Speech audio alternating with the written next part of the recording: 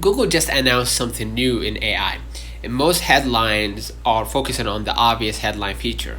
But if you look past the announcement, there are like three details that could actually matter more to users. So let's break it down. So, detail number one, who actually gets it? The first thing to check isn't what the AI can do, it's who can use it. Some features launch gradually, remain experimental, or are limited to certain plans, regions, or products. So a headline saying Google launched quote unquote something doesn't necessarily mean everyone gets it immediately.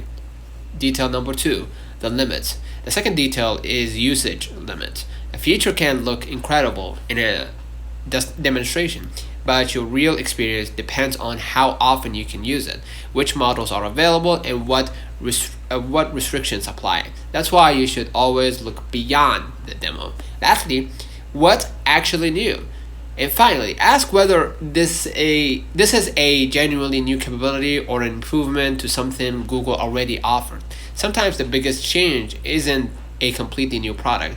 It's better investigation, higher limits, improved reasoning, or the ability to connect several existing tools together. So the headline tells you what Google wants everyone to notice. The detail tell you whether the update actually matters. So whenever a major AI announcement drops, don't just look at the demo. Check availability limits, pricing, and what changed underneath the surface. That's where the real story usually is.